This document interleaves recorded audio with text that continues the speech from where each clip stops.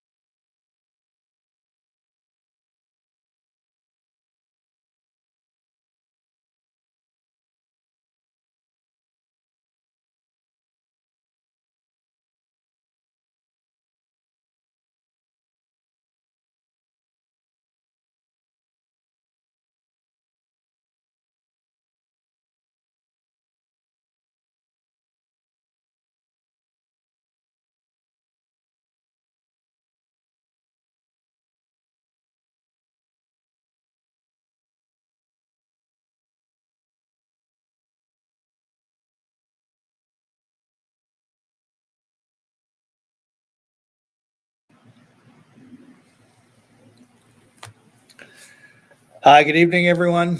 It's a pleasure to be with you. It's we just finished all the high holidays, and it's incredible. It's like we're starting over again because on Simplest Torah it was the completion of reading the Torah, and we celebrate. And now we start again. And the Parsha for this week, and we read as we concluded Simplest Torah celebrations, we just started with Parshas Bereshis in the beginning. Bereshis bara Elokim. Now, I was going to give a short presentation of the Parsha and how it pertains to what our challenges are, and especially what the challenges are when we're dealing with the TDSB. And we have with us tonight Sue Ann Levy to join us, who definitely has written extensively about issues of anti-Semitism and BDS with the TDSB, Toronto District School Board. But before that discussion, Levi Hazan, who was a student of Rabbi Meir Kahana and very involved with the yeshiva in Jerusalem, he put out today he does it every week, a Parsha presentation. And he made a presentation today about Parshas Bereshis. And it is so right on what the topic is right now. So we have that short clip where he's going to make a presentation, and we'll show it. And then we'll get into the issue, what's going on at the TDSB and the whole denial of the right of Jews to have Israel, our history, and the BDS and radical Islamic groups are reinventing. What does it mean to be Jewish? They're going to tell us. The level of anti-Semitism is unbelievable. And someone was invited to make a presentation at the TDSB, Desmond Cole, a Black activist. So rather than speaking about issues affecting the Black community, which you think he would speak about, he promotes BDS. And we're going to be getting right into this. And also, in his presentation, he slams Sue Ann Levy, calls her a hate monger. It's unbelievable. So we're going to be getting into everything tonight. Also, it's a live call, and you can call in. The phone number is on the screen, 647-510-5535. We're on top of this.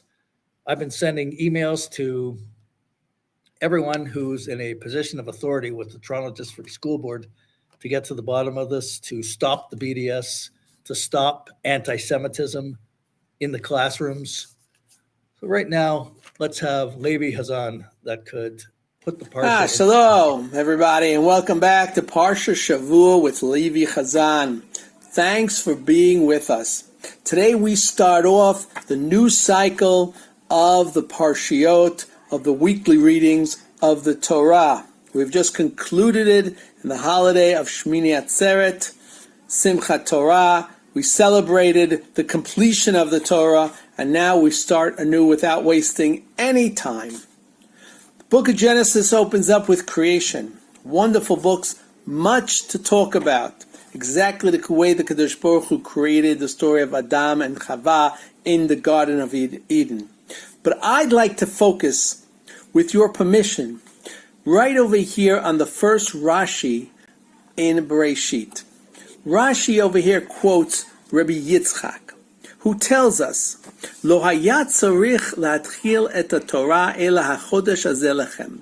The Torah, in essence, which is a book of commandments, a book to teach the Jew how to conduct his life, to teach the nation of Israel how they have to act, is really in essence a tool to teach us these lessons. Mitzvot, the commandments that are listed in the entire Torah. So we see over here that the Torah really should have started off HaChodesh Hazeh Lechem, the first month, meaning the first commandment given to the Jewish people was to sanctify the first month, which was taught by God to Moshe Rabbeinu when the Jews were still imprisoned in Egypt, back in the book of Exodus. So really we don't need the entire book of Genesis.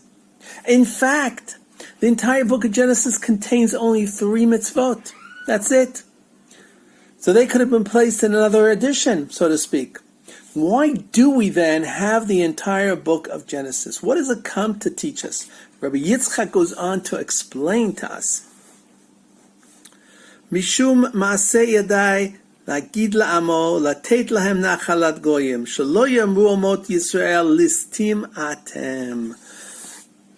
First basic lesson that we learn over here is that the Kadosh Baruch Hu created the heavens and the earth. It's all His. It all belongs to Him. When the Jewish people come to the land of Eretz Yisrael, the nations arise and say, you stole this land. In order for that not to happen, God started off the Torah by teaching us the books of Genesis, to teach us everything belongs to the Kadosh Baruch Hu. He takes from one nation and gives to who He seems fit, the Jewish people. This claim that we have stolen land follows us from the beginning of time. And that's why the Torah opens up with this important lesson that Rashi over here quotes. Because it's always running after us. When Yoshua ben Nun entered into the land of Eretz Yisrael, after the Jews were wandering for 40 years, the 7 nations lived there. The Canaanites, Perizzites, the Philistine. They were all there, embedded, living their daily life. And here the Jewish people come along and they come and conquer it. Unbelievable. What right do they have to displace the people that lived here? How could that possibly be? It doesn't make sense. It's just not nice. The Torah tells us Kadosh Baruch Hu is the Balabayit. He is the owner of this land of Eretz Yisrael. And He uproots the 7 nations that live here. And He brought in the Jewish people. As just as that. That's the discussion that really should be on the table today. When people ask us what right we have over here to the land of Eretz Yisrael, this should be our argument. Taking up the Torah, the Bible, this is our source. Kadosh Baruch Hu has given it to the Jewish people. Time and time again in the Torah, it is listed that God has given the land of Eretz Yisrael to the Jewish people. Nothing to be ashamed of. This is the argument that we must put forth. It reminds me of a story. Back in the 1930s, when the British Mandate was here, there was a Peel Convention in order to decide what they should do with the Jews and the Arabs. Both peoples live here. They didn't know what to do. So they brought in Ben Gurion back in the time, and they brought in some Muslim experts. before the panel of judges in order to decide what should be, who belongs to this land over here. And the judge asked Ben Gurion, and he said, "Where were you born, Mr. Gurion?" And he said, "I from Russia." Don't remember the city, from Russia. Then he turned to the Muslim and asked him where he was born, and he said, "I was born right here. In fact, my father was born right here also. Generations that we've been living here." The judge then turned to Ben Gurion and said, "How could you make a claim for the land of Eretz Yisrael where you were born in Russia? He, on the other hand, was born here, and his descendants were born here, and his forefathers were born here." Ben Gurion got up and took the Bible that was there on the table and said, "This is our claim. This is our claim to the land of Eretz Yisrael. Bereshit bara Elokim." Kadosh Baruch Hu created the world. As the creator, as the owner of this world, he uproots one nation and brings in the other nations to live here, the Jewish people. This was Ben Gurion's thrust and his argument for the claim of the land of Eretz Yisrael. Unfortunately, we don't use that argument today. It reminds me also that Talmud teaches us that in the time of Alexander Hamked, the great Alexander, the Ishmaelim came before him with a claim to the land of Eretz Yisrael. And they said, the land of Eretz Yisrael belongs to us, to the Islam. It doesn't belong to the Jewish people. And as proof of this, they brought from the Bible where it said, Abraham had a son, Yishmael, so he should inherit the land of Eretz Yisrael as the firstborn. The Jewish people there at that trial before Alexander came up and said, "I also will bring proof from the Torah." And the Torah tells us over here, Yigaresh et ha'eved hazeh. Send him out. Throw him out. Does anyone throw out someone in his lifetime if it's not to show that he has no portion in this land over here? This is going on. It's an ever going on claim to the land of Eretz Yisrael, which comes even to this very day. There's not a day that goes by that the Arabs raise their head in order to proclaim that the land belongs to them. They lived here, their forefathers lived here, etc. On the other hand, the Jewish people over here, we have to stop living gam to make excuses. Well, we were here before, we were there, etc. No, the story doesn't start in 1948. The story doesn't start in 1900. The story doesn't start in the time of Alexander. The story starts right here in Bereshit, bara Elokim et hashamayim v'et haaretz. This is the argument. This is our flag that we must hold up to the world. Most of the people of the world are believers, some more than others, but all go back to the Torah, to the Bible. Christians believe in the Old Testament, and then they said there was a new one, etc. Islam also is based on the Bible. So, as a believing people, this is the argument that the Jewish leaders today must bring forth. Bereshit bara Elokim, Kadosh Baruch Hu is the owner of everything. He uprooted one people and brought in the Jewish people to settle here. This is our argument. This is our only argument that is today more important than ever in order to tell the world.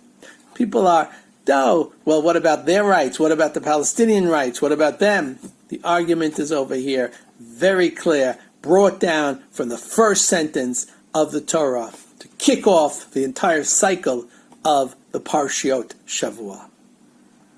I'm Levi Chazan, right here in Yeshivat Reinu Yehudi. Thanks for being with us. Until next time.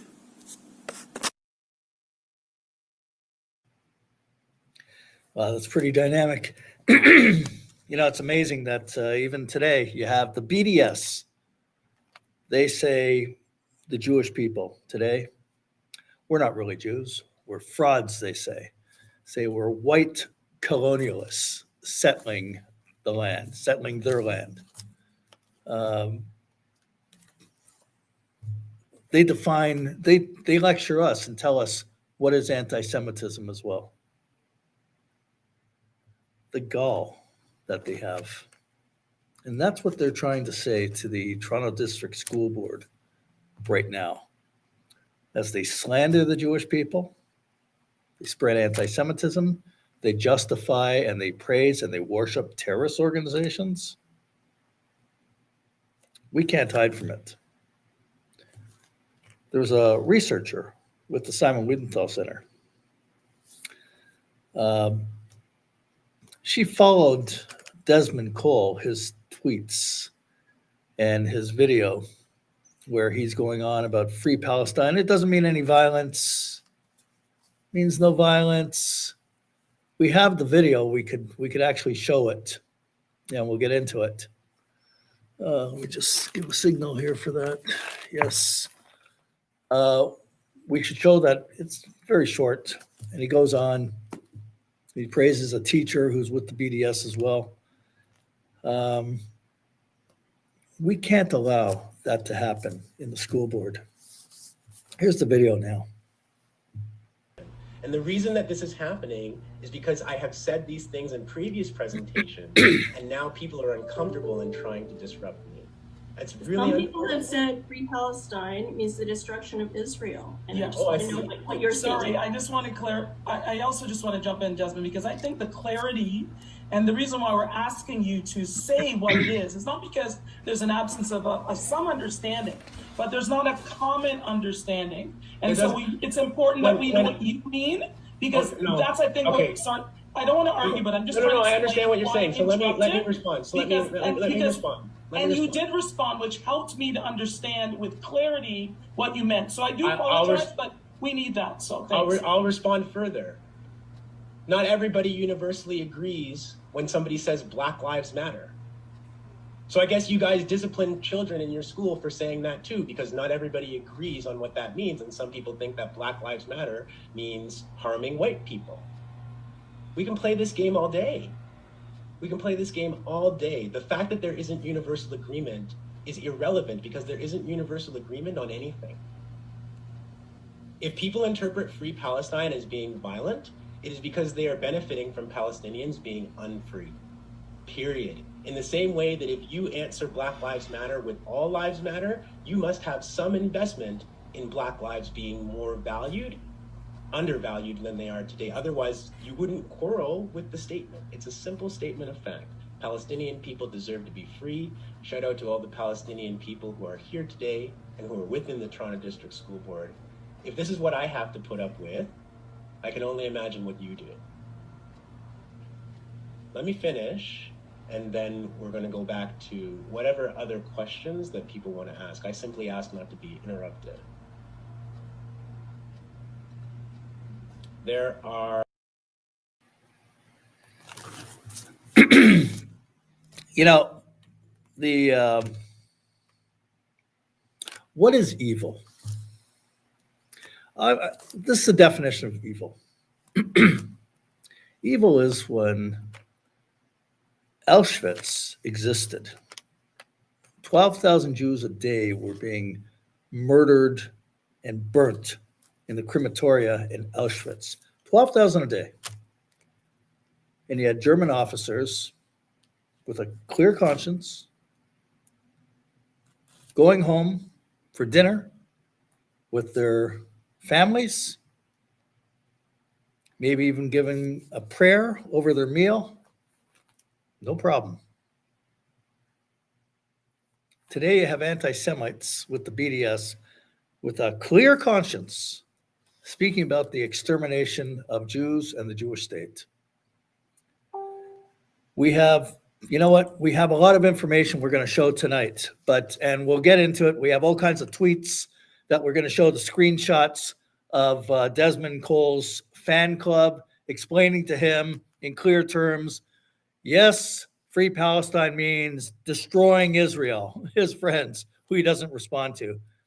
But we got to bring on Sue Ann Levy. She's been slandered by him, and she is on top of the issue of TDSB. She knows what's going on there. Sue, how are you doing? I'm doing great, but for the most hateful columnist in Canada. Did you not know? That's what he called you. Yes, I'm a hate columnist. I've been called many terms over my 31-year career, but I'm not sure I've ever been called a hate columnist. That's a new one. Right. You know, I invited him to come on the show. I sent him a message. He's never responded. He's never responded to me either, Meir. I reached out to him because I'm going to do a story for True North, or I'm working on a story. And I reached out and I said, you know, what you said about me was bordering on slanderous. Well, actually libelous, because it was, well, let's just say under the category of defamatory. And he hasn't given me the benefit of a response. But we go way, way back, Desmond Cole and I, because I was the first to cover the Gay Pride Parade in which Black Lives Matter hosted that sit-in the middle of the parade and held up the parade. And I had accused him of being the orchestra leader of that whole thing. And he has denied for years, or he did deny, I think he's not denying it anymore, that he was part of the Black Lives Matter movement. And a couple of years ago, I had a lengthy discussion with a rabbi who shall remain nameless at a very left-wing synagogue in Toronto, who had invited him to come speak once his book came out. That was in 2017. And I said, why are you inviting this man into your synagogue? He's part of the Black Lives Matter movement. The movement is anti-Semitic. She wrote me back and said, to her credit, she wrote me back a long email and said, well, he has assured me that he's not part of the BLM movement. And, you know, by extension, he's not anti-Semitic. Well, you know, I went back and forth with her. I said, I disagree. I'd had a lot of contact with him at the time. And so yesterday, you'd be very proud of me, Meir, I sent her another email. I said, well, we spoke 4 years ago and you said he wasn't anti-Semitic.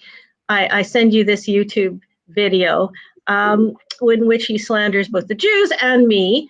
And, you know, I understand what you did a couple of years ago, and this is not to prove that I'm right, but it's just to say that I have been sort of a champion of the underdog for many, many years. And I've stood up for a lot of people. You claim you're a social justice warrior, but I can recognize an anti-Semite when I see him or her. So I haven't gotten a response yet. We'll see if I do. Yeah, I could probably figure out. Guess who it was? Yeah. Yeah. Well, let's just say it's the Holy Blossom Church on Bathurst. I called her a Rebbitzin once. Yeah, they've gone through changes, and Rabbi Plout, who was the main rabbi there years ago, he would certainly have none of this BDS nonsense. Well, I was quite shocked, actually, 4 years ago when she invited him into the synagogue, along with, I guess, a person who'd done a documentary on Desmond Cole. Now, many, many years ago, I saw through this man. I think he is an opportunist and an activist, and I think that he's done very well because the media and certain institutions have propped him up all these years. Mm-hmm. However, he has become even more radicalized as of late, and I guess that leads to what happened last week at the school board. There's a researcher at the Simon Wiesenthal Center. She actually documented, excuse me, all kinds of screenshots we have of these tweets on Desmond Cole's Twitter feed. You should have a look at some of these. You probably saw some of this, but here it is. Maybe our doctor in the studio could read off a few of them. Well, I can, because I have actually here in my hand written down larger. But if we start from the top there, basically, Toronto activist Desmond Cole is incensed by the suggestion that the slogan "Free Palestine" is meant as a call for the destruction of Israel. So what we did is we just went back and researched some of his followers. For example, this first one, whose name is in Arabic, says, yes, it does mean the destruction of Israel. That's the whole point. I think that's pretty straightforward. Also from the local community, anti, wait, what? What else would it mean? death to all genocidal apartheid settled colonial states that should still not be controversial.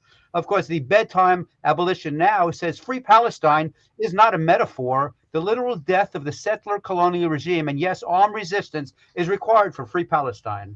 And then Hamad says, I love you, man, but the destruction of a settler colonial project is what will make Palestine free. There's no other way around. As much radical as it sounds, we have to free Palestine with radical change. And then we have Noor wants free parking with his mask on his picture. It's a settler colonist state that's formed and maintained through violence against the natives of any form of resistance. Why should it stay when it shouldn't have been made in the first place? And there are literally about 100 of these. But last but not least, why is Free Palestine in display, ugly MF?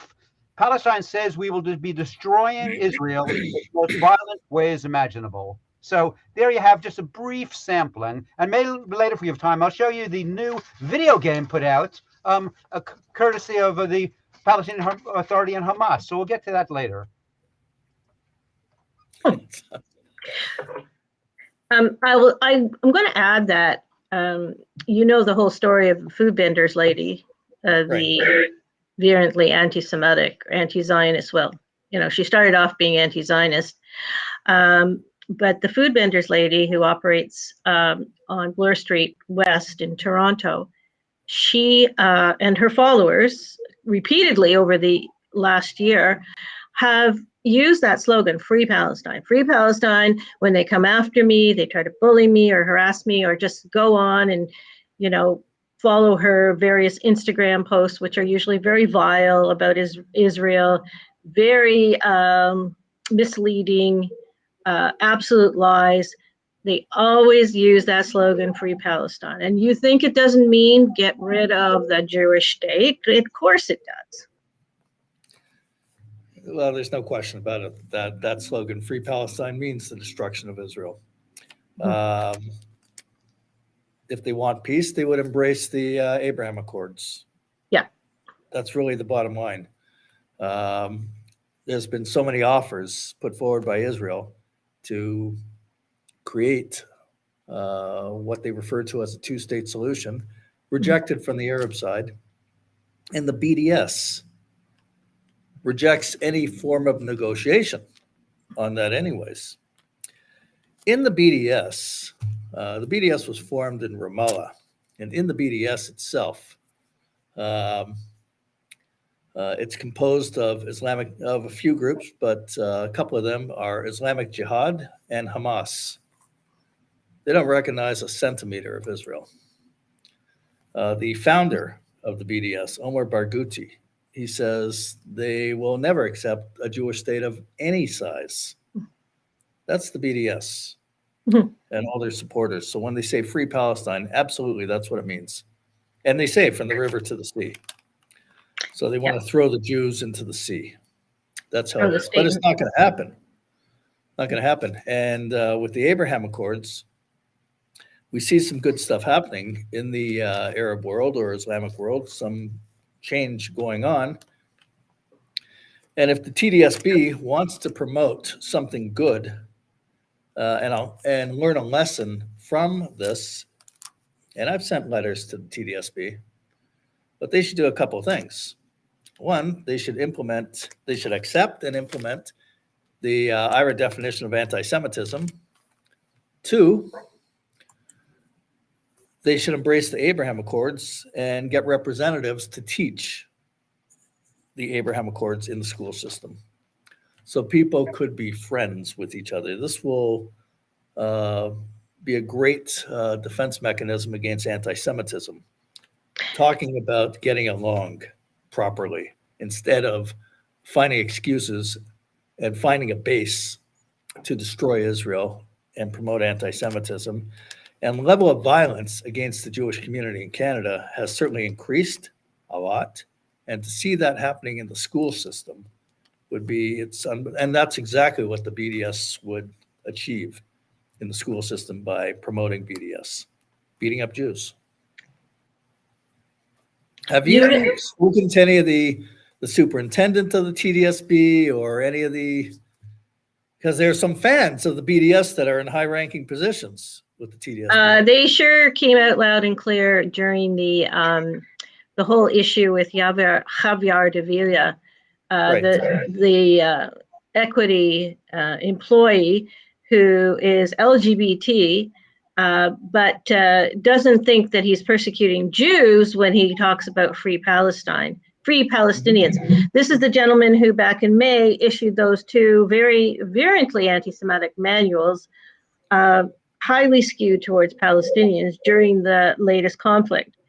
And I brought it to everyone's attention, and the young man was placed on leave, and they reviewed him for a month, or at least they said they reviewed him for a month. In the meantime, there were petitions brought forward, signed by numerous parents and activists within the board, the teachers' unions and all the traditional unions who always bring forward BDS motions like CUP W and CUPE.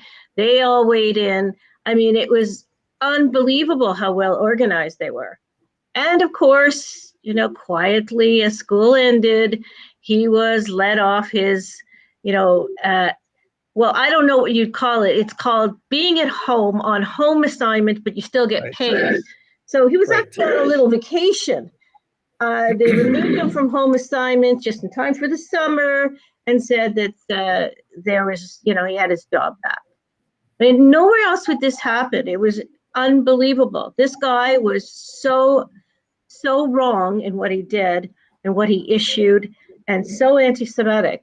But it all became targeting the Toronto Sun columnist, which is, of course, what Desmond Cole picked up on last week. Yeah, absolutely. As we speak, according to Israel, according to the defense minister, Benny Gantz, Iran is weeks away from developing a nuclear bomb. Now, Israel says they're capable of doing what they have to do about that. But the BDS supports Iran. Iran wants to develop an Auschwitz and press a button that instead of 12,000 Jews a day, that it will happen quickly in one day. That's what they want. Now, think of this. This is what they're thinking about. Their dream is destruction of Israel and dead Jews. And that's what the BDS wants into the school system. So with all the courses that we've been having for years about Holocaust studies, and they're all valuable to have. But after all the effort, and there's been an unbelievable amount of effort, that they want to introduce Iran into the classrooms to say, wouldn't it be a neat idea to have another Auschwitz? It's unbelievable, this level of hate that exists. We have to fight it. We got this video clip of this new game. I don't know, Sue, if you've seen this. The No. Jerusalem Post was the first to report on it. And there's a video about it, but they're coming up with this new video game, Free Palestine, where they actually show how to murder Jews. Well, first, here's in the gruesome ways. here's a little marketing cover of it. It looks something like this. It's called the Knights of the Al-Aqsa Mosque. And guess what these knights are? These knights are terrorists, killing Jews, Israeli soldiers, that sort of thing. So let me bring up that video for you all while you chat for a moment. Sue, it's unbelievable how they try to make this acceptable, this anti-Semitism. And then when you're writing an article and they're targeting you and making all kinds of hateful remarks against you with no consequence. And Well, here we that's go.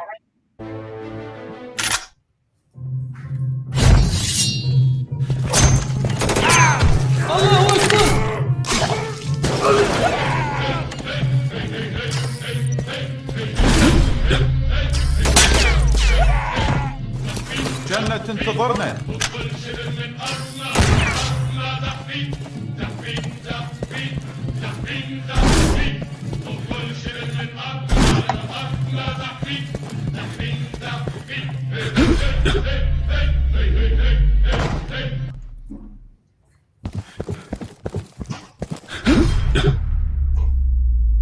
Lovely game for their children. You know, we like doing like Guitar Hero and Piano Hero. They like doing Kill the Jew Hero.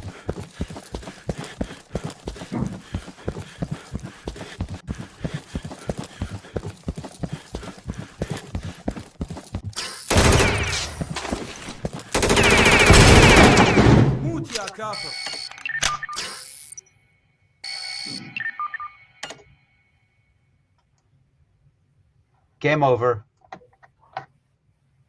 My goodness. I saw some other videos that they had promoting it where they're showing people stabbing Jews, and it's just unbelievable. I don't think it's a good time for the Jewish people, and certainly not in Canada. And I had a discussion, quite a lengthy discussion, with an insider, a TDSB insider, yesterday. And he felt that a lot of this anti-Semitism, aside from the fact that the board doesn't handle it well or at all, really, is related to their devotion to anti-Black racism initiatives and the critical race theory. Now, you know about critical race theory, don't you? So, critical race theory talks about oppressors and the oppressed, and the visible minority, Black population, perhaps Latino. They're the oppressed, and the oppressors are people like you, Meir, white males. And unfortunately, the Jewish people tend to fall into that group, white male. I guess I would be even considered an oppressor, even though I check off a few more boxes. But that's the way they think, and they're so focused. They've been indoctrinated, absolutely brainwashed, this insider said. And it's actually sickening to see what is happening. And they're so focused on protecting the rights of the Black population. There are equity hirings of Black superintendents. You saw one in the video. That was apparently an equity hiring. So the Jewish people are seen as the bad guys. The bad guys by all these people, if they want to get ahead at the school board these days. And it's sad to think it depends on how woke they are. And to a certain extent, the color of their skin. So poor Jewish, they have, most of these people, Avar Davilia, Desmond Cole, this woman who spoke, who wanted clarity, they have no understanding of what goes on in the Middle East. They're uninformed, they're downright ignorant, and they're not educated, they don't understand, they don't remember the Holocaust or care about it, and that's the bottom line. 100%. There was an apology letter that went out for the TDSB about them bringing Desmond Cole, and wasn't much of anything, because their bottom line was they want CJA to come in to the TDSB with the NCCM, the National Council of Canadian Muslims organization, and make a presentation on anti-Semitism, Islamophobia, work on this issue that was being discussed. Here's the problem. The NCCM, National Council of Canadian Muslims, they back Desmond Cole. They've been promoting him. They've been writing and posting Free Palestine as well. They think what he said is the greatest thing. And that's the problem. So the TDSB is trying to apply some pressure on CJA to be with them. They might as well say they might as well just come out openly and say, CJ, we want you to work with the BDS. Because when you say Free Palestine, it's the same thing. Mhm. There's no difference. Well, NCCM is not going to be trusted to give any sort of balanced perspective. And I worry about CJ as well.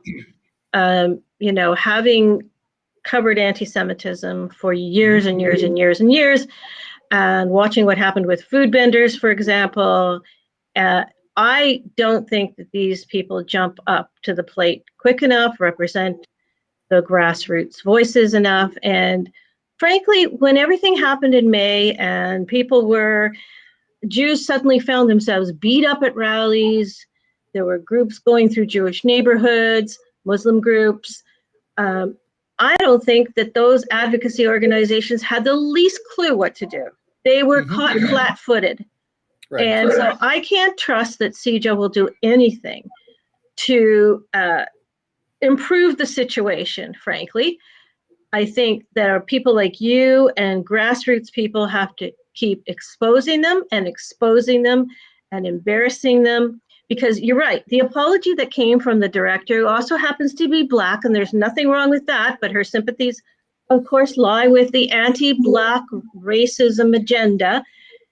She said stupid things. Do you understand even half the time what these educators are talking about? They talk in tongues. I never understand half the words they're using. She said, this is because I have a copy of the apology. It was incumbent upon us to interrupt and question when contact is potentially problematic. She's talking about Desmond Cole, or inappropriate.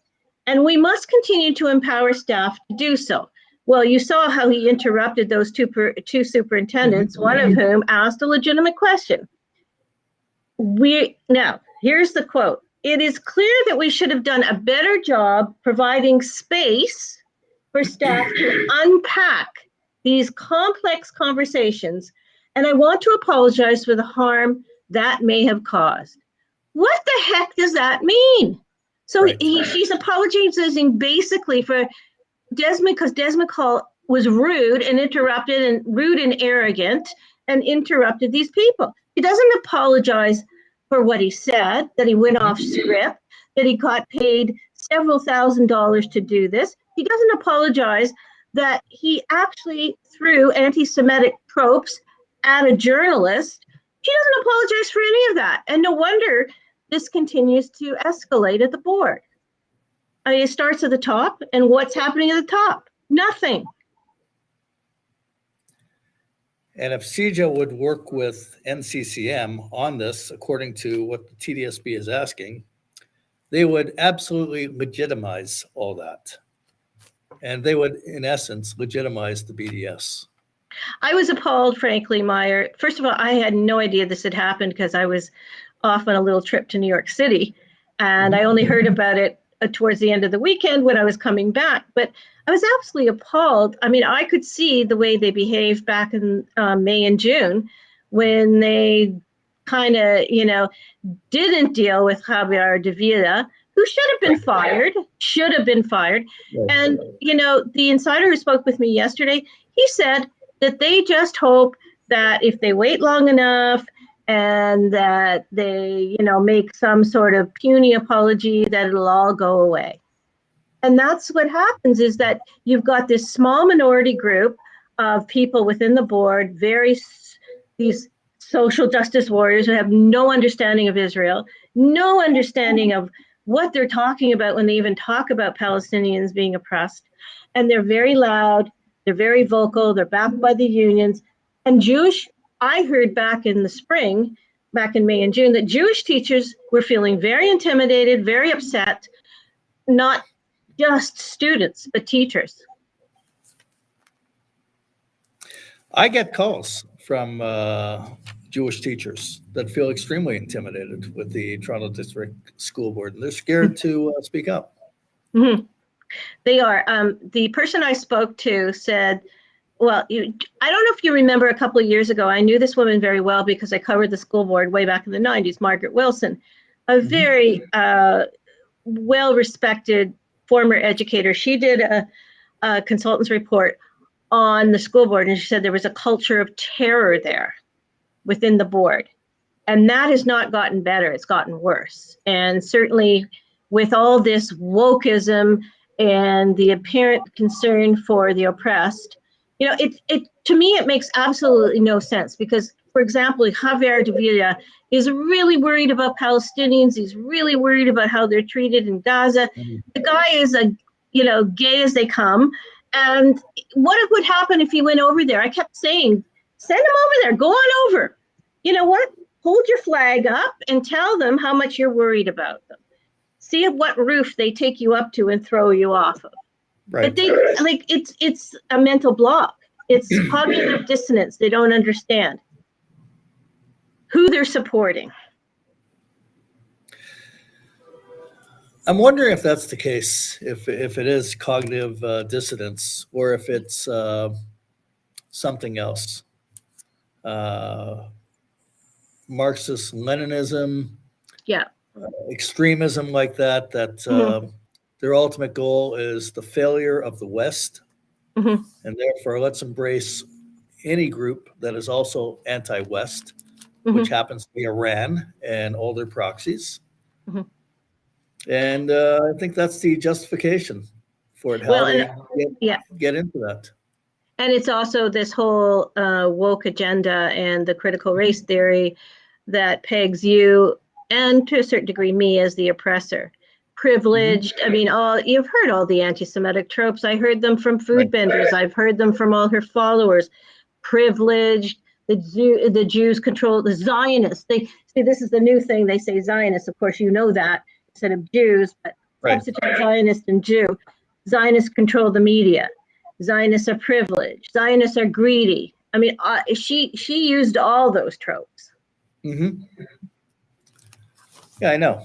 And I mean, she has a number of lawsuits against her. We'll see what happens. Well, she just went to court with the cities, and I guess we have to wait now till November 15th for the verdict. But hey, I think I don't think a lot of judges really understand what this is all about and how this is hate speech. So I'm not holding my breath, but we'll see whether she gets. I think the verdict is going to be the middle of November or something like that. And, we'll definitely see what goes on with that. But I mean, just all the hate that has been coming from there, and then decorating the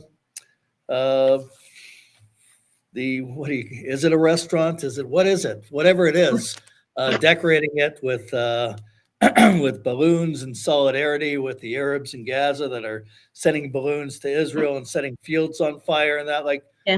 That's how you decorate a restaurant. That's not hate or anything. And what? That's to be the example or the inspiration to more restaurants to do that? Well, is that it? What other signs are going to be acceptable then? I would venture to say she probably doesn't have a heck of a lot of business right now. She's a lot of the support she's getting is from people around the world, probably from Arab countries. They hide behind mysterious names. A lot of them are anonymous. I don't know if I mentioned on this program before, but every time I wrote about her, so I'm retired from the Sun 2 months now. I don't have my email address, but every time I wrote about her, her supporters would sign me up for all these online platforms and apps that I had no clue even existed. And I'd get calls from all over the United States saying, I hear you're interested in my app or that app. And I'd have to tell them that it was these anti-Semitic supporters, and they couldn't believe it. And I apologized for wasting their time, but they couldn't believe that these people would spend their time doing this kind of thing. Right. So this is what she's entrenched in, this absolute evil, this hate, with these followers who aren't going to come in and buy any, overpriced salads or sandwiches from her. They're probably off in, Benghazi or something like that. Maybe her target clientele was the BDS. I don't know, but because when you just show your rank and file just person what she's promoting or what that location is promoting, they don't want it. They don't want it. Yeah. No. As a lot of, I think cafes used to purchase Yes. Yes. use her as a supplier. They dropped her when it became public what food vendors was putting out, what their statements were, what their positions were.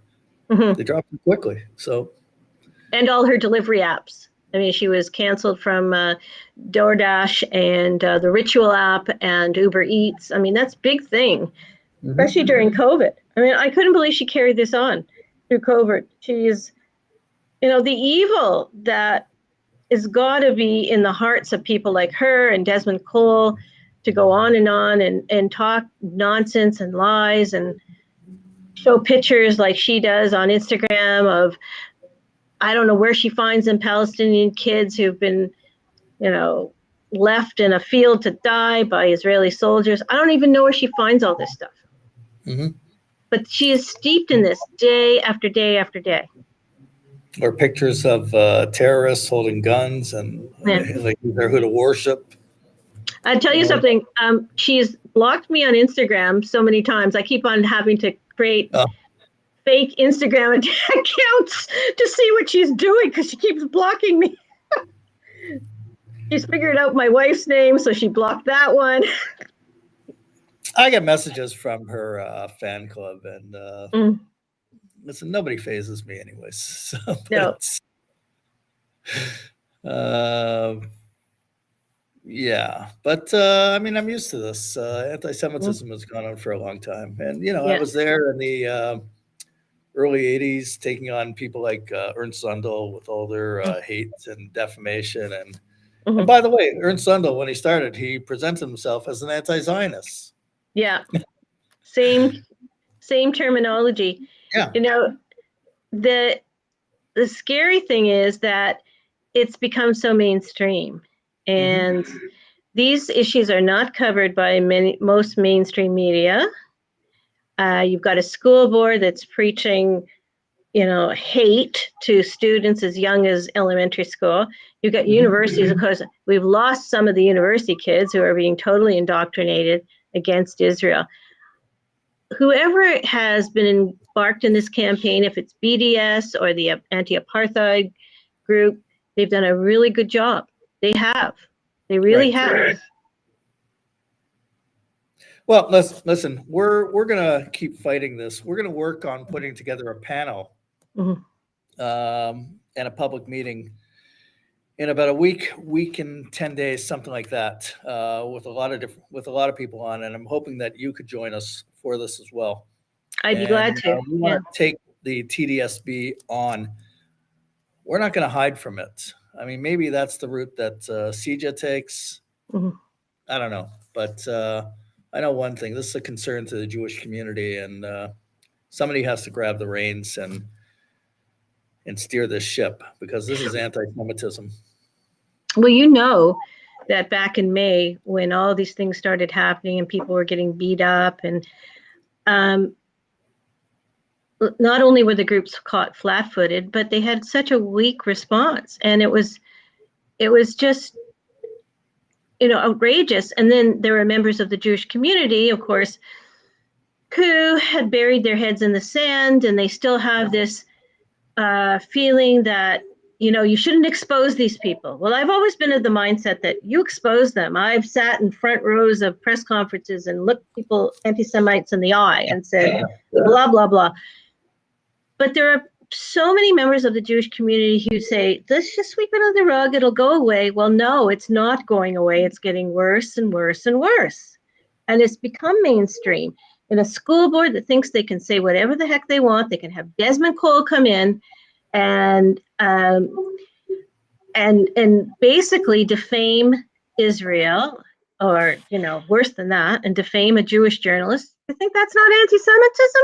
And they all sit there, and then that black superintendent apologizes to him. I'm thinking, what has the world come to?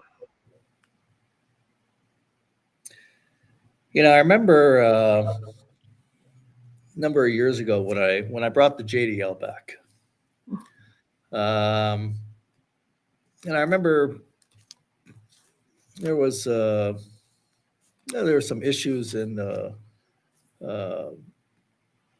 Newmarket. There was a supporter of Iran that was building another mosque, and he was on record saying horrible things. And I was making an issue out of him. We had protests. We were in the press. We were talking about him. And there was the threat of a lawsuit from the mayor's office in Newmarket. There was a certain comment I made that, anyways, I went to see a number of different lawyers to represent me and take this on. And eventually I went to see the top lawyer, I just can't remember his name right now, Scottish man, Irish Catholic. And he basically wrote the book on defamation law. I went to see him. He was an older man in downtown, one of the big towers downtown, Royal Bank Tower. So there we are. I just thought, if all these lawyers that I've seen said that they all work for him and he's the expert, but they're very good too, let me speak with this gentleman. I showed him the letter that I received from the mayor's office in Newmarket, and then he asked me a little bit of my history, and at the time back then, what is the JDO? What do you do? And gave a little brief. And then in our little meeting, and remember, this gentleman, he was like, he could have been retired, but he'd be bored. So he wants to work. So he probably was at the time something like 80 years old. So I'm sitting across from him. And then I thought to myself, I've seen so many other lawyers and they're ready to, and this one wants this much money and so on and so forth. And it's up to me who I want to pick. So, he's going to tell me something, and why don't I just lay it on the line with him? I ran out of patience just explaining myself. So I didn't mean any disrespect to him, but I just thought he's old enough to hear me be very blunt about it. So I said to him, I said, you know what? I said, my parents are survivors of the Holocaust. And, there's a lot, I don't have grandparents and so on and so forth. I said, during the Holocaust, the world turned a blind eye to the Jewish people. I said, for a variety of reasons. Right. Some may have been anti-Semitic. Some may have been, I got better things to worry about, my own personal life or whatever, and I'm not getting involved. I'm turning a blind eye. I said, and 6 million Jews died. But not only did 6 million Jews die, like, people didn't realize it, that the Nazis didn't just murder 6 million Jews. They murdered millions of other people as well. Right. They just mean the Jews. But he murdered others, millions of others. Right. So I said, what I'm fighting against is Iran and their proxies that exist here. And they're very clear. They're very loud. They say, we want Israel wiped out, the Jewish people wiped out. And that's what we want to do. And we have our proxies and we're working full time to do this. I said, and people are turning a blind eye to that. And I'm stepping up to the plate, trying to do whatever I could do.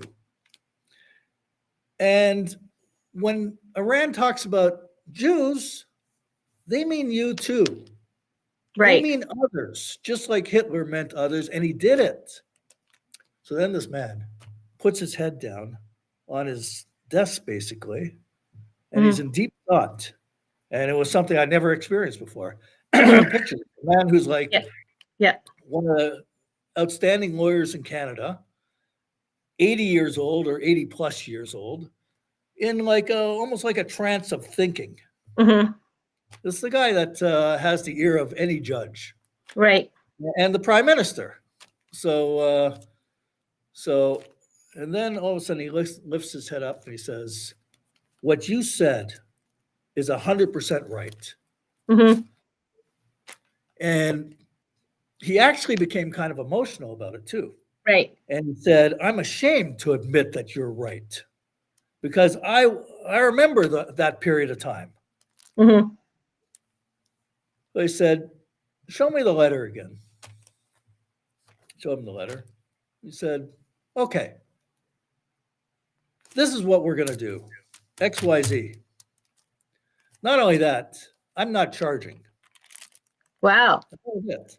Mhm. I contacted every other lawyer and I said, now lawyers were calling me too. So are we taking the case? Are we taking the case? Mm. No. So-and-so's taking it. And guess what? He's not charging. So Wow. Good for you. Well, all it takes is one to recognize that it's a travesty what's happening. It's so easy, Meir, to get cynical about institutions like the Toronto District School Board, who just, they feel they can run out the clock, that they can tire you out, and that you'll go away. They know with me that I won't, but they, and they speak in their wokeology, as somebody wrote, wokeisms make you think, try to tell you that they're elitist, that they know what they're talking about, they're academics. They have no clue what they're talking about when it comes to the Mideast situation. And they shouldn't even be involved in these kinds of matters. I have covered school issues for years and years and years. The school test scores are abysmal, and I'm sure they've gone down since the kids have been learning online in the last year. And that's what they should be focusing on, getting kids prepared to actually operate in the real world, not teaching them about, everybody's racist, white men are terrible, Jews are oppressors. That's not the function of a school board. And it just drives me crazy to watch these people in action, to hear them talk. They shouldn't even be having a guy like Desmond Cole come in and speak. It's a waste of money. It's a waste of taxpayer money.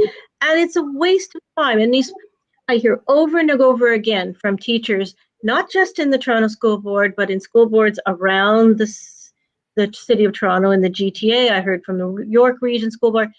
They're teaching these teachers that they should feel guilty about being white fragility. This is all the latest, wokeology. And it meanwhile, teachers last year, when they were in the middle of this pandemic or starting and they were teaching online, they weren't even taught properly how to give classes online. But they're learning about the fact that they should feel very guilty that they're white or Jewish or privileged or whatever the heck. And I don't know who's running, I do know who's running the show now, but I'm very saddened by what I see. And not just related to anti-Semitism. Right. Oh, 100%. 100%. There's no question about that. Absolutely. That's bang on. Listen, okay, so like I said, we're going to have in about a week and a half a panel with a lot of people on, and we're going to invite people to the Zionist Center as well, that they can interact and ask questions as well. So it'll be great if you're going to be part of the panel as well. And we have to keep doing. So we have to do.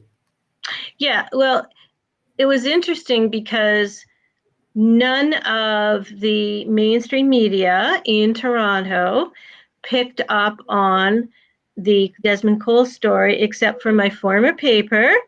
Yep. And then, of course, some of the National Post people got involved and there was some tweeting, but none of the CBC wouldn't cover it.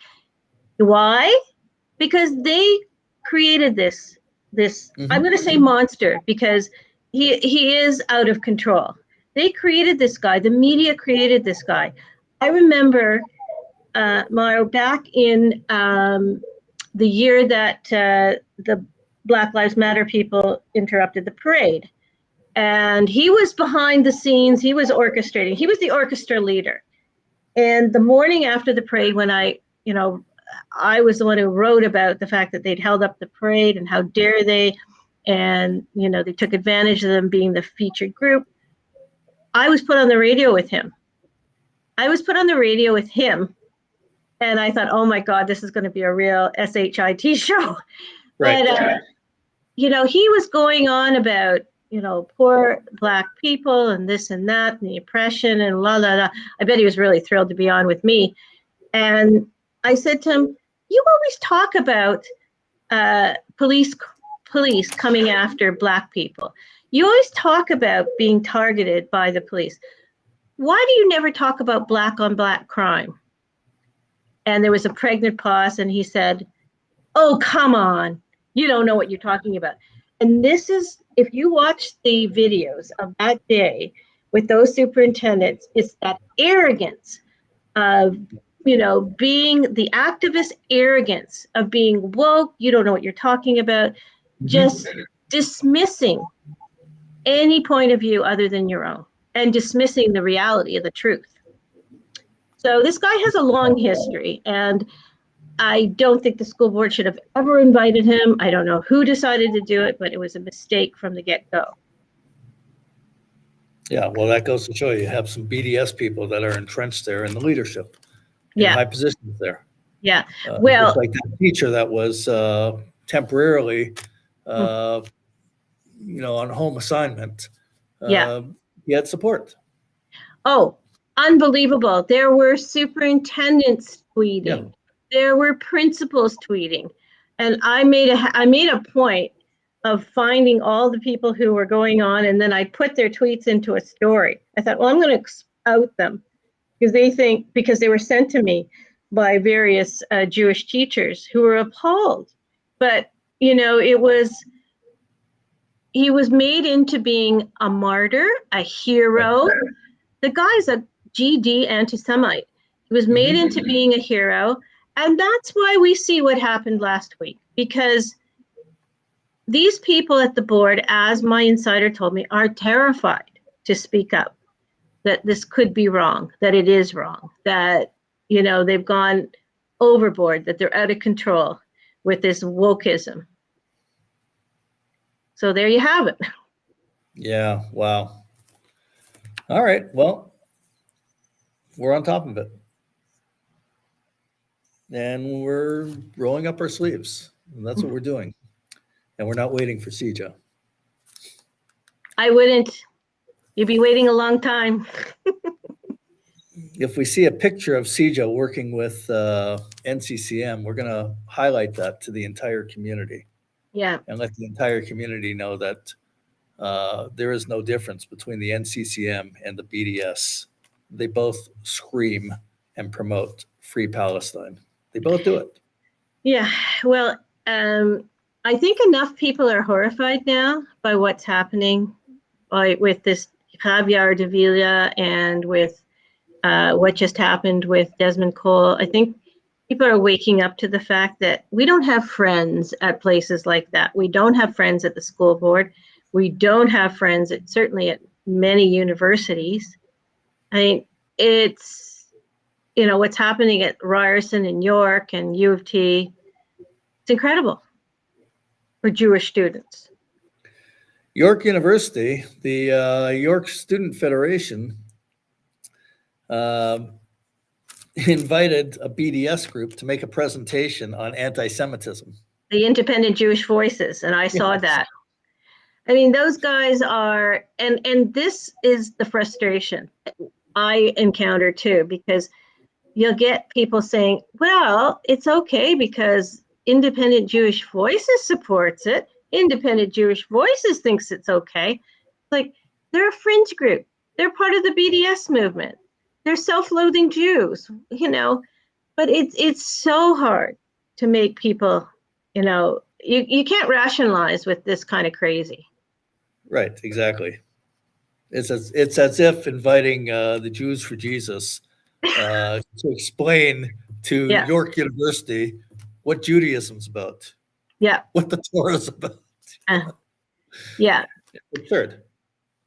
Yeah, and somebody just said you're not going to get any response from Toronto synagogues and rabbis. Well, certainly not from the Holy Blossom Church on Bathurst.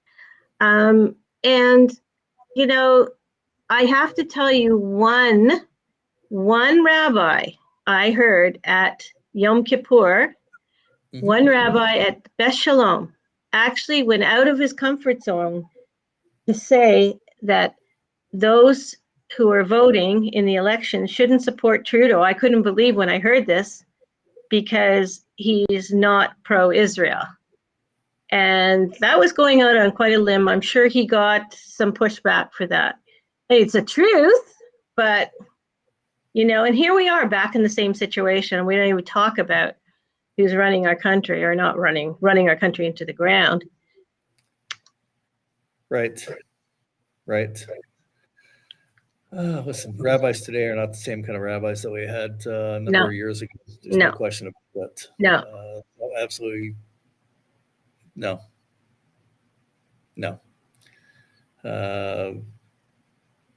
In fact, Reconstructionist Judaism, which is a farce, and rabbis from they call themselves rabbis, but a lot of them that are part of this Reconstructionist movement are anti-Israel. So if a rabbi is being replaced at some aging conservative synagogue and they hire somebody that they think is maybe going to address issues of the younger generation, so this one's more hip or whatever they think. Yeah. And but it ends up you're hiring someone who's anti-Israel. Yeah. And it's interesting you should say that, Meir, because I went, my wife and I went on a tour of the Upper East Side Jewish tour on Sunday in New York. And the guy leading the tour said, it's very hard to get young people to join these synagogues now. He took us to a variety of synagogues, Reform, Orthodox, and Conservative. And he said they're forming their own little groups. I said, the problem is, having covered this issue extensively in Toronto, is that a lot of these people forming these groups have been indoctrinated in university to not despise Israel, but to criticize Israel to the point where they become perceived as, on the other side. And I said, that's a real danger. It's a real danger that they're drifting from their synagogues and from their, into these groups. God knows what they're talking about, but you alluded to that. Right. Yeah, 100%. 100%. That's why, look, there's a lot to discuss. There's a lot to do. And there's problems. Meir, you should use the school board director's language. There's a lot to unpack. We've got to unpack. I thought unpack was taking clothes out of a suitcase. Since when did it become something else? Well, let's see. There's the Holy Blossom. Let's unpack something there. There's this place. Let's unpack something there. Let's go into somebody's closet. Unpack something there. Yeah. Only if you're in a safe space. So. Not to expose. Yeah. That's what we have to do. And the researcher with the Simon Wiedenthal Center, who went on to Desmond Cole's site, Twitter, and just took all the screenshots, 100 screenshots or more, and there you go. But that has to be done. And we need teams to do that all over the place. Well, being, I'm no stranger to being blocked on Twitter by these crazy people, and they're so good at criticizing you, calling you nasty names, and then blocking you. So I've had to create several fake names. So I'll go check them out using my fake account. Well, listen, Sue, I want to thank you very much for joining us tonight. And we're going to do it again. We're going to put together this a number of people panel, and we'll have a live meeting as well. We'll have an audience there also. People could ask questions and get involved on it, because I want this community to be very involved, fighting against what's going on at the TDSB. And there's a lot more to do than just TDSB. There's York University, there's other campuses, there's just a lot of stuff to do. Well, and there are so many teachers who have come to me privately, people who gave me the manuals, people who kept me apprised of what was going on the chat sites back in the spring, but they're afraid. They're really afraid. They're afraid to lose their jobs. They're afraid to speak out. They're afraid to be bullied. They're afraid that they will be bullied. I mean, it's a toxic atmosphere. It's terrible. Yeah, no kidding. Does our doctor in the studio have something that you wanted to show before we wrap this up? Well, it depends. I think that, what's particularly pertinent still is this whole iron dome, this dumb dome controversy. Oh. So if you want to bear with me, it's about 6 or 7 minutes long, but I put together a little educational video. But before that, I just wanted to make a comment because I guess I've been confused all these years because people keep on saying this is this Jewish occupation, Jewish occupation. I mean, when I was growing up, I thought Jewish occupations were like doctors, lawyers, artists, musicians. What are they talking occupation? I don't get it. But anyway, I'm gonna give you all like a 7-minute break, and I'm gonna talk about the Iron Dome. Okay? Okay. Enjoy my little talk. So don't go away.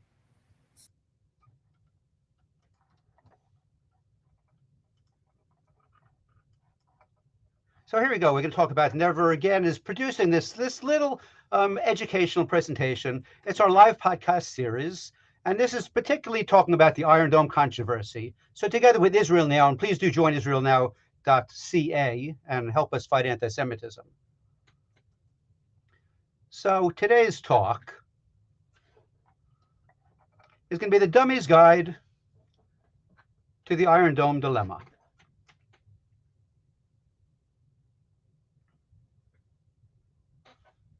Starring, of course, Congresswoman AOC, as we call her, poor Alexandria. She's really sobbing. I know what it's about. I spoke with her. She said the problem is she doesn't understand, like those poor little Palestinian missiles, they have nowhere left to go. I mean, they're just losing their footing because of the Iron Dome.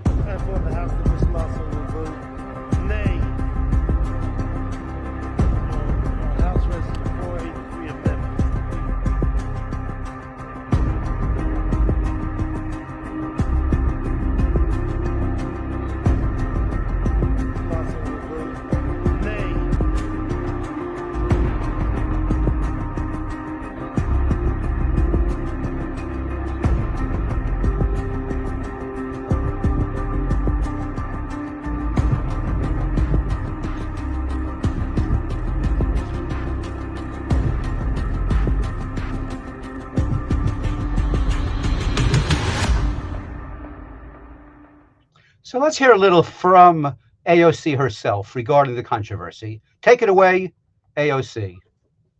And this little clip is courtesy of Sky News. Want to give them credit. And that to me is just where I tend to come from on this issue. You use the term the occupation of Palestine. What do you mean by that?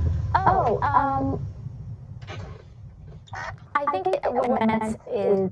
Oh, it's a hard question. So I understand why it takes a little time to come up with an answer. Like the settlements that are increasing in some of these areas and places where Palestinians are experiencing difficulty in access to their housing and homes. Notice their housing and homes, not just housing. That's really bad. The Zionists are having problems with their housing and their homes.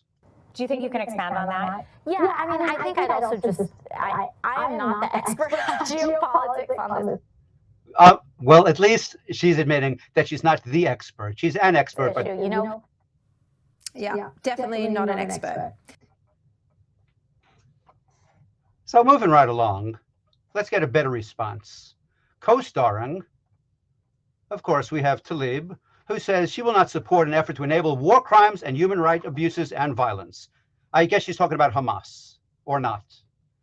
And of course, we have her other member of the squad. That how can they continue to provide Israel with funding without addressing the underlying issue of the occupations that I just mentioned? They should become doctors and lawyers, and they'd have other occupations as well. Or Cori Bush, to an apartheid state's military.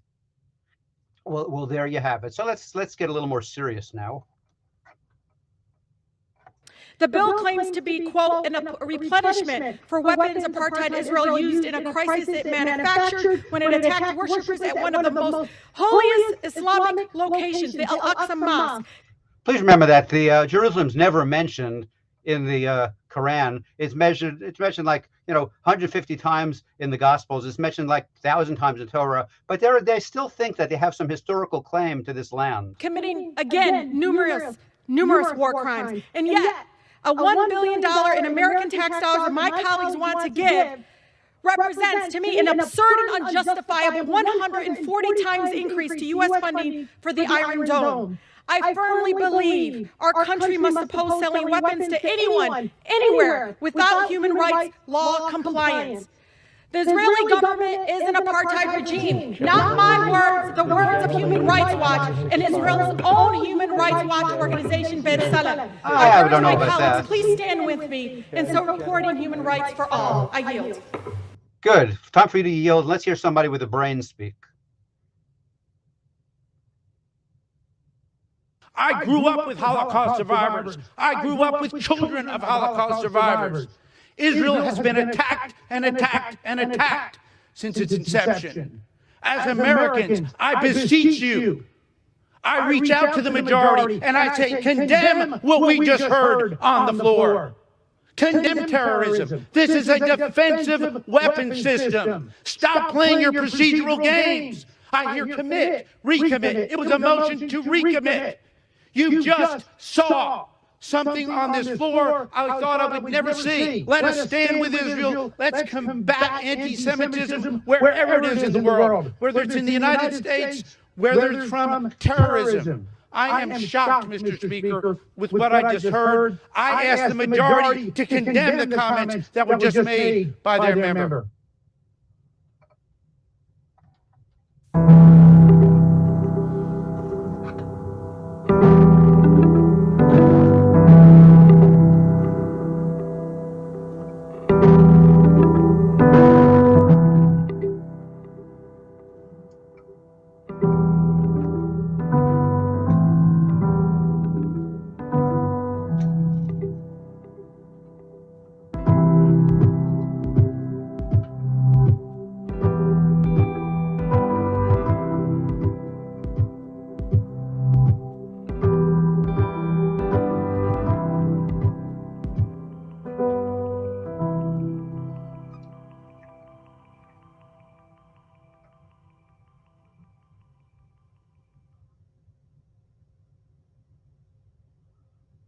Iron Dome is a purely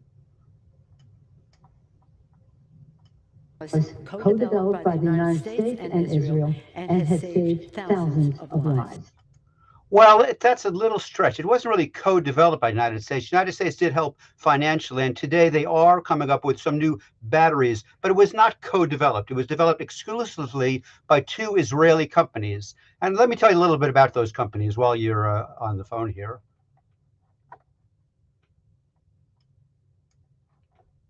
It was developed in 2005 by Rafael Advanced Defense Systems and IAI. A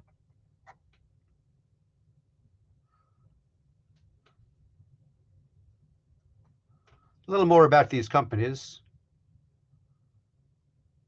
So Rafael was actually founded back in 1948, as was the state of Israel, in Haifa. Their revenues is $2.37 billion. They employ 7,000 people, and they're owned by the state of Israel. For over 70 years, they have pioneered advances in all different sources of security for land, air, sea, space, and on and on. So that's one of the two companies that developed the Iron Dome. And here's what they do.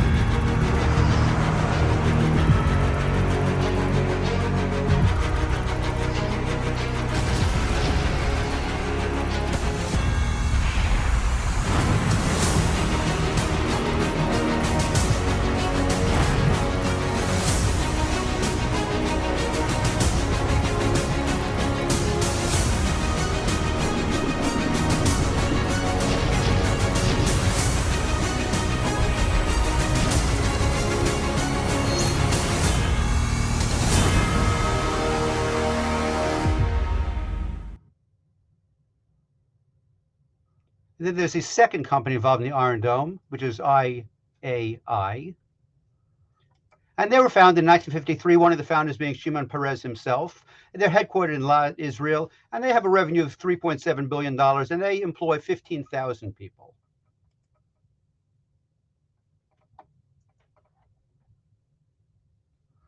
So let's hear their little video as to what these guys do when they're not out persecuted. In a fast evolving world of challenges and missions, dominating the forefront demands both human courage and cutting-edge technologies. Where necessity meets ingenuity and endurance meets innovation, the inconceivable becomes a reality. Where constant research and development lead to continuous technological breakthroughs that allow us to succeed together in improving and protecting the lives of millions worldwide. We are there, with strong-standing, long-lasting global presence beside you on each and every mission. Because none of your missions should be taken lightly.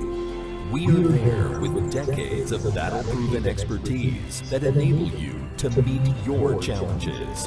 That's why when millions of people are counting on you, you can count on us. We have the courage and technology to build the impossible. We are there empowering you with overall tailor-made, reliable solutions, ensuring your dominance on land, at sea, in the air, in space, and in cyberspace. We are committed to standing by you, facing the challenges together. IAI, where courage meets technology.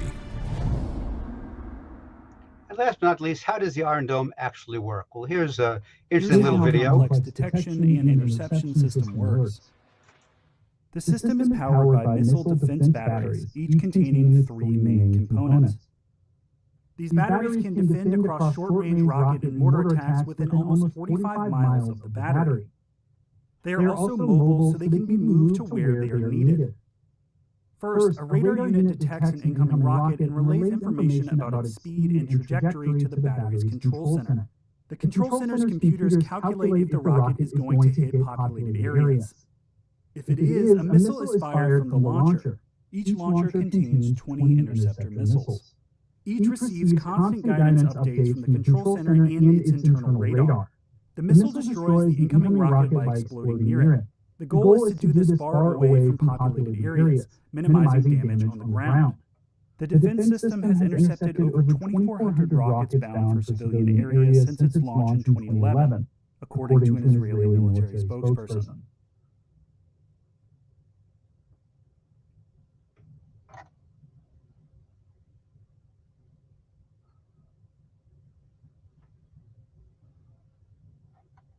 And there we have it. Back to you guys in the studio. Actually, I'm in the studio. Back to you back in Toronto. Yeah, it's pretty unbelievable. That's that it was even debated, but that's the BDS. They want Jews dead. They want thousands of rockets to rain down on Israel from Gaza, from Syria, from Lebanon, and ultimately from Iran. And we don't have a right to defend ourselves, correct? And we don't have a right to. No. Do you notice they all have the same talking points? They use the same buzzwords: apartheid. Yes. The same, genocide. I've heard the same things over and over and over again. And it's like they've all been indoctrinated. There's a script, a BDS script, a woke script.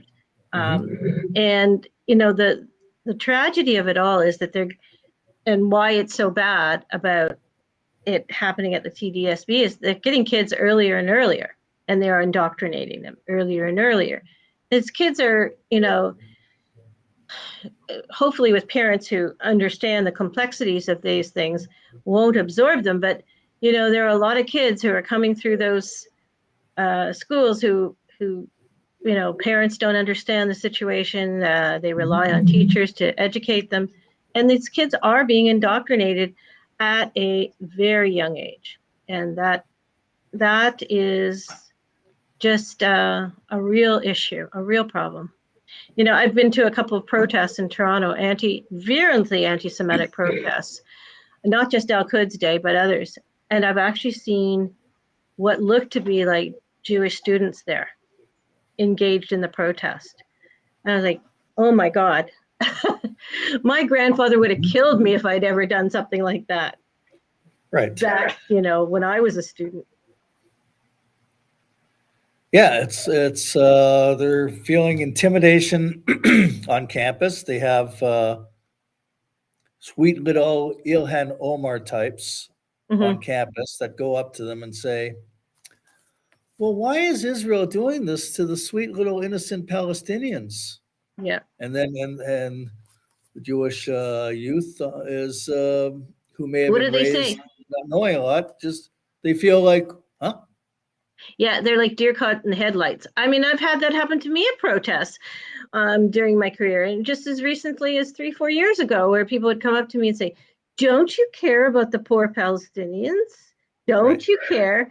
Like, how dare you? You're hateful. You're a hateful Jew. You're an oppressor." Yeah. They've never apologized for in 1948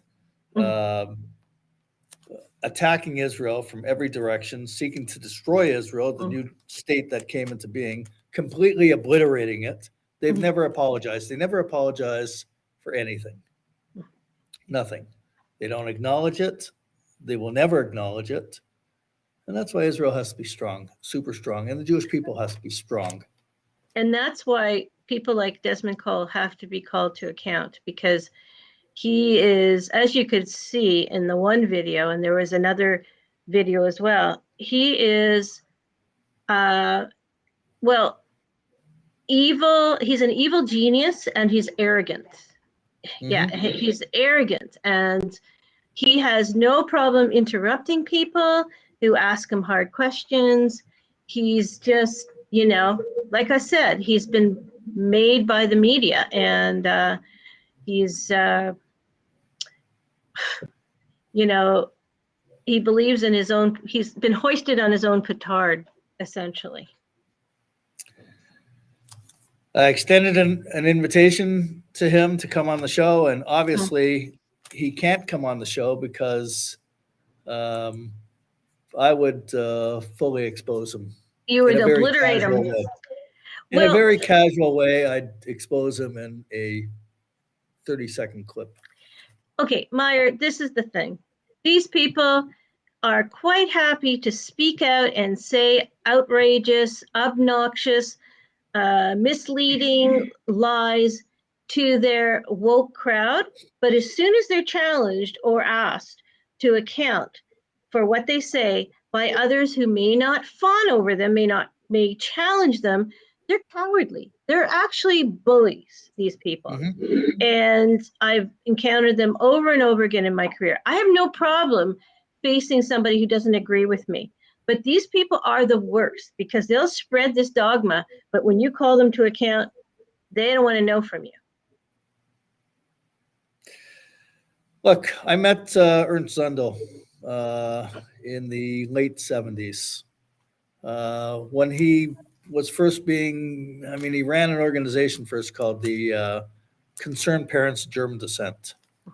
And he was picketing outside the NBC studios because there was a mini series that came out about the Holocaust at the time. I think it was a 4-part series. And I remember the movie because, I was almost every Jew in Toronto was watching it. It was about the Holocaust, and it was, I'm sitting with my dad watching it. And so he was picketing it, that this is defaming Germans, this is collective guilt, this is wrong, and there's actually a different history of Germans. And so I went to confront him at his headquarters on Carlton Street at the time, 206 Carlton Street. Did he run away from you? No, I didn't have all the information at the time on him that I had shortly after, but because it was the evidence that I got that was used to present to the Attorney General, that the charges were eventually, with the consent of the Attorney General, to charge him under spreading false news. It wasn't hate at the time, it was false news. It was very similar. So And he said, no, your parents are lying to you about the Holocaust. And by the way, you're all really Khazars, converts. And he went on the whole thing. So I did research on him and his connections and all that. He wrote a book, The Hitler We Loved and Why, with his middle name, Christoph Friedman, Christoph Friedrich. So his full name was Ernst Christoph Friedrich Zundel. So that was it. And he was working with these different organizations in the States. Liberty Bell, that was a neo-Nazi white supremacist, pro-Hitler outfit also. Propaganda. And, we had protests against him. We had an information campaign against him as well. And he said, he was quoted on Global News saying, because I made some statements against him, that our goal is to shut him down. And he said, that will never happen. We will shut him down. We'll shut down Meir long before anything ever happens to me. And, eventually he was deported or extradited to Germany from Canada. He rotted away in a cell in Germany, and he's dead now.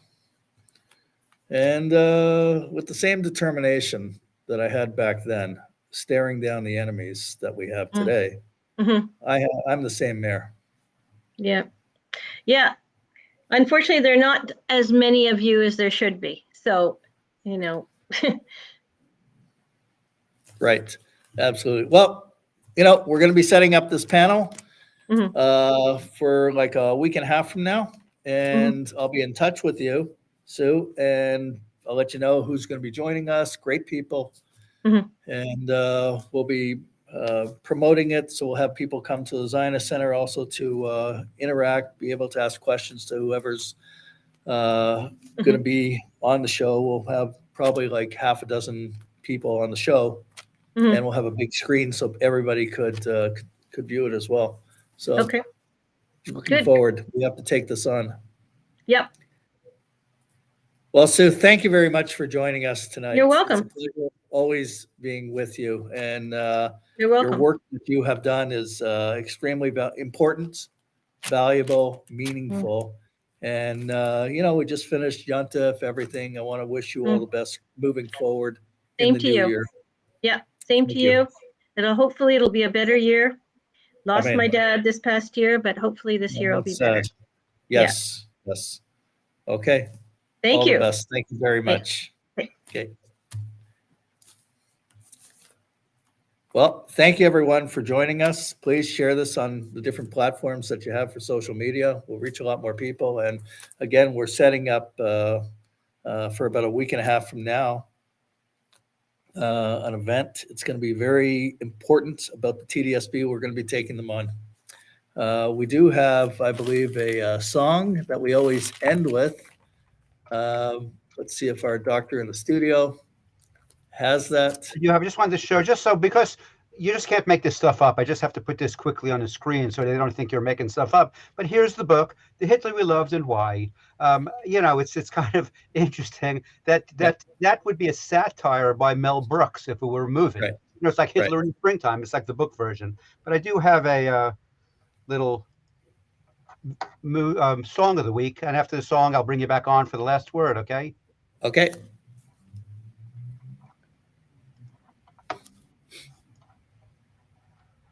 First, I just wanted to mention that Einstein said, I often think in music, I live my daydreams in music. He thought that music was the thing that's most joyful in his life. So if Einstein thinks so, who am I to disagree with Einstein? So we'll continue every week. If everybody has a suggestion of a particular song they'd like to hear, by all means, just send it in, okay? So this song of the week is very interesting. As we just finished with our Sukkot, the song of the week is a Sukkot gift. It's Bitfila Amen, which means with a prayer, Amen. It actually was entered in the the Israeli entry. But this is an honor Sukkot, and it was a gift to Israel from the International Christian Embassy. And they put together a global consortium of musicians from all over the world to participate and to overdub and record them all singing at the same time. And this is just a list of the countries that are represented in this gift to Israel from the Christian delegation in Israel.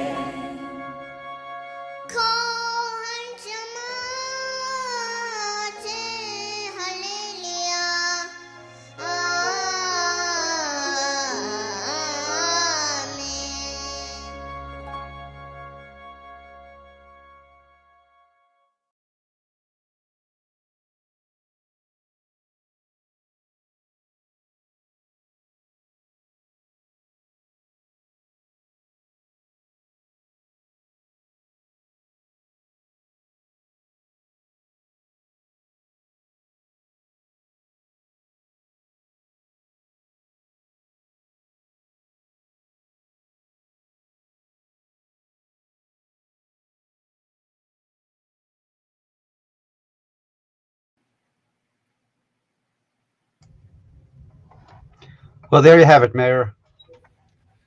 Wow. Quite a song. Powerful, meaningful, beautiful. Yeah, by Christian Zionists all over the world. Yes. Yes, we have some friends, terrific friends. And I know some of them. So it's very great, meaningful friendships we have, 100%. I want to thank everyone for joining us. We'll be advertising the next event. It's going to be not next week, Wednesday night. We're going to be having it on the Sunday, God willing, and we'll have a panel, and we'll announce exactly what the time is, who's going to be the speakers, and it's going to be very, very interactive as well. But we're not falling asleep at the switch when it comes to the anti-Semitism at the TDSB and their hollow apologies. No way. And we're certainly not going to turn a blind eye to these efforts to bring CJA and the NCCM together. That will just legitimize the BDS in the Jewish community. Can't. Unless, well, there's no unless. The NCCM has promoted on their social media Desmond Cole and promoted Free Palestine. That's what they put out there. So we can't let this happen. We have to continue to be vocal about this and get the truth out there of what's going on and stop the farce. That's it. Expose it. Let the community know. Let the community be involved. Get the community engaged. Get to the bottom of it. And that's it. They're clear. NCCM, they're very clear. They're not hiding it. They say Free Palestine. They say Desmond Cole, what he said is fabulous. And that's it. Desmond Cole embraces the teacher who was promoting the BDS and wants this part of the curriculum. And Sue Ann Levy did extensive research on what that curriculum is. We're going to be going through that in detail when we have our panel. I want to thank everybody for joining us. Until the next show. Thank you very much.